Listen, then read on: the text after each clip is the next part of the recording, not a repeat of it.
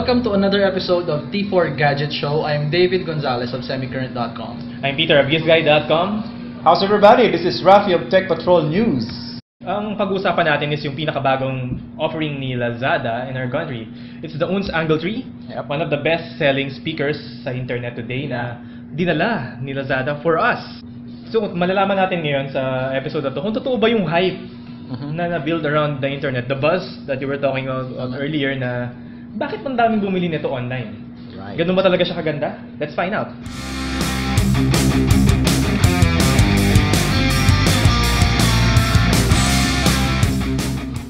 So ano bang magandang features nitong UNS Angle 3? Unang-una, meron siyang dalawang speaker dito, and then meron siyang passive subwoofer. I guess it's somewhere below here. So, ang tingin ko magiging effect niya is downfiring. According to paper, it has high quality and loud stereo sound, rich and deep bass. Malalim yung bass. And David, you have to explain this. IPX5 water resistant. So itong UNS Angle 3, actually, it has IPX5 resistance. It's not only water resistance, but kaya may X doon kasi wala siyang dust resistance. So, hindi katulad ng ibang portable speaker na hindi papasukin ng alikabok. Siya maaring pasukin, pero malabo naman. Pero basta kung tubig man yan, hindi yan papasukin. Hindi basta-basta. Kung gusto mong dalhin sa Few swimming meters, pool, no? Few meters. sa tabi ng pool or sa beach, okay lang siya. So yung mga splash na ganyan, okay lang. Walang problema. Tama. Okay. So, tama-tama, papunta na ng summer, di ba? Pang beach. And meron siyang 2,200 milliamperes battery, which on paper says up to 7 hours of playback time. Continuous playback. Maganda yun. Matagal yun. Ang average sa mga ganitong klaseng speaker is just normally 3 to 5 hours. So, pero for me, kasi, ang tingin ko dito, kaya niya mag 7 hours, 50% volume. Pag minax mo yung volume niya, I don't think naaabot siya ng mas maiksi pa. I don't think naaabot siya ng 7 hours. Pero still not bad. If you can max it something this small. You can max it for 7 hours. Maghapon na kayo nun sa beach or sa office, isang office. You can basically you can use this for days. Kung halimbawa, one hour ka lang naman nag-music. Correct. And it's not only speaker per se. Pwede mo rin siyang gamitin as hands-free speaker for your smartphone. May microphone eh. Yeah. May microphone siya. Pag may calls, conference calls and etc. We can use this. And because it's very small, it's very Very portable. portable, no?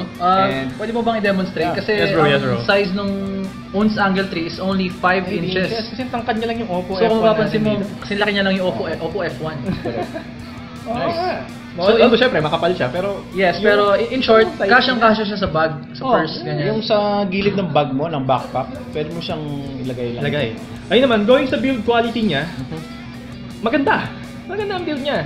It's pretty impressive. Yung magkabilang dulo PJ is rubberized. So feeling ko kahit mabagsak-bagsak ka ng ganyan, it's fine. Huwag naman. Pero kung sakaling maaksidente, hindi ka masyadong matatakot. Although yung harapan niya na metal grill dito, speaker grill, sigurado mabebend yun pag nabagsak ng masama. Kaya ingat. Pero yung top niya is matibay. At least may protection. So, itong UNS Angle 3, gawa siya ng isang reputable na company na matagal na sa audio industry. 35 years. 35 years, matagal na. Maganda ang build quality niya. Kamusta naman yung sound quality? This one is 50% volume, 80% volume, and then ito yung 100 yan. Medyo sa room na to, medyo nakakabingi siya sa lakas. Small room. Sorry, ulitin ko yung sinabi ko. Sa room na to, na maliit, small room, around 40 square meters yung room na to, nakakabingi siya. So at malakas siya. Malakas. For the guys who are living in condominium units, this is great. Perfect na, perfect. Okay na siya. This one good speaker. Pwede siyang ilagay sa bedside, sa nightstand, right? Maybe sa kitchen. Kung nasa beach naman kayo sa mga, ang tawag yung pwede mo na rin siyang small group. Pwede na siyang entertainment system. Yun yung sa loudness niya. Kaya niyang sumabay sa mga lumang 2.1 na hindi ganun kagaganda. Tama. And mas mahal yung mga 2.1 speakers na. Yes, and hindi sila portable. Ang weight ng UNS Angle 3 is only 9 ounces. Napakagaan na niya. So, hindi lang siya maliit, magaan pa siya, madali talaga siyang dalhin. Okay, balik tayo sa sound quality.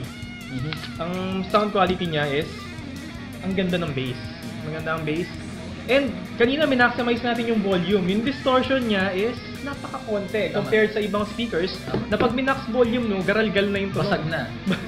Guys, when PJ tells you about the quality of the sound of these speakers, you have to believe because this guy is the authority in that area. Yes. Agree ako dyan. Agree naman ako kay PJ. Anyway, so far, balik tayo sa quality ng kanyang tunog. Yung highs niya medyo teeny ng konti, medyo manipis ng konti, pero okay lang kasi this is more consumer-centric product.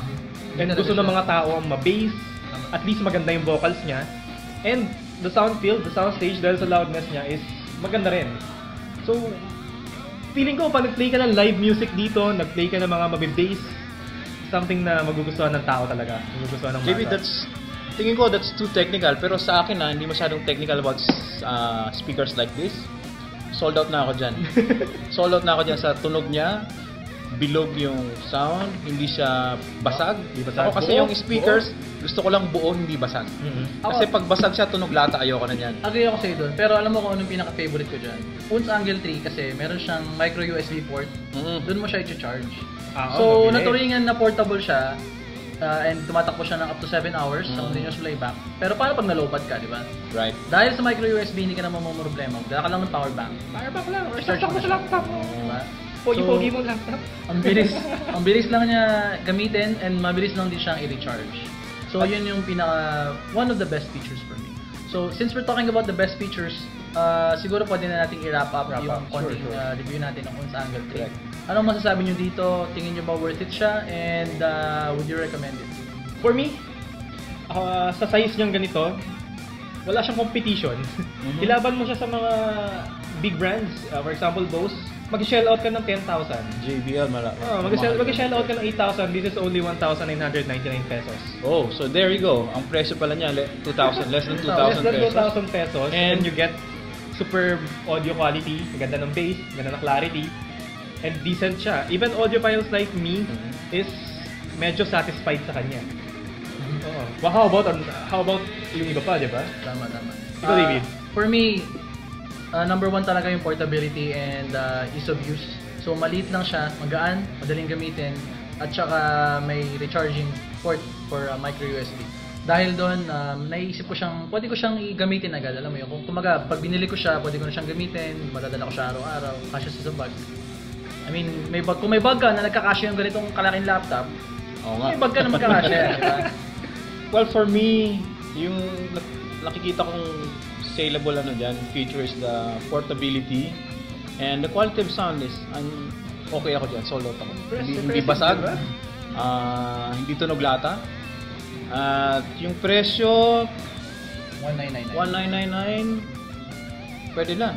Pwede na siya. Mura, no? Mura siya. Maybe, ako mayroon lang akong gustong i-mention na criticism dito sa Unz Angle 3. I like it, madali siyang dalhin. Kaso lang, hindi mo siya pwedeng isabit or isa person mo, hindi mo siya bitbitin.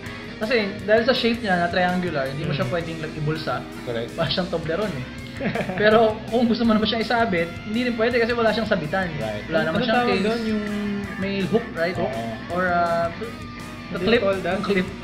So one of the competitors of the Unz Angle 3 from a different company has a clip. Merong clip. Pwede mo ilagay sa bike. Nagamit ko na yun and okay siya. Actually ito pwede ito sa mga water holder eh. Right? Yung sa bike. Pero yung actual na clip lang or maybe a necklace or something, wala siya eh. Wala. So maybe in a future iteration pwede na lang. It doesn't fit to be for outdoor activities kasi wala nga Hindi siya pwedeng handle. Kasi imagine if you were, kung naglalakad ka, gamit mo yan, edi hawak mo siya, right? Matatakpan mo yung speaker niya. Pero yun lang. kung ilalapag mo siya, walang problema. Pang-opisina siya. Yung design niya pang talaga, pang opisina. Oh, by the way, yung connectivity nga pala nito is pwede mo siyang i-connect using your 3.5 to 3.5mm jack kung gusto mo gumamit ng computer or smartphone. May kasama siyang cable and charger. And then, pwede rin siyang Bluetooth. At magandang klaseng Bluetooth siya. Kagaya na sabi ni David kanina is Bluetooth. Ang Bluetooth connection ng Unz Angle 3 is Bluetooth 4. Yeah. And it can support multiple devices. Tapos yung maganda dito yung playback niya. Kaya niya mag-support ng connection up to 30 feet. 30 feet in distance. Basta unobstructed, magpe-play yung music. When David says it's multiple devices, that means yung phone ko, pwede kong i-connect dyan. Yung phone ni David, yung phone ni PJ all at the same time, pero hindi kami pwede mag-playback ng sabay-sabay. Ibig sabihin kung, tapos sabi ko, Pwede PJ, ka mag-store ng different ito naman ang play ko So, pwede. Nice. Okay. So, guys, this is exclusively available in Lazada. Yes, Lazada Philippines. So you have to buy this online, and this will be part of the Lazada birthday sale, which is happening on March 15 up to 18. And during this time, the 1,999 will have a discount pa. Yes, 1,899 na lang. 1,899. So, mas maganda na ang value niya. Mura nun So yun, we hope you enjoyed our quick review of the Unz Angle 3. Again, this has been T4 Gadget Show. My name is David of semicurrent.com. I'm Peter of GizGuide.com. Until then, please do subscribe. This is Rafi of Tech Patrol News. Thanks for watching. Thank you for Bye. watching. Bye.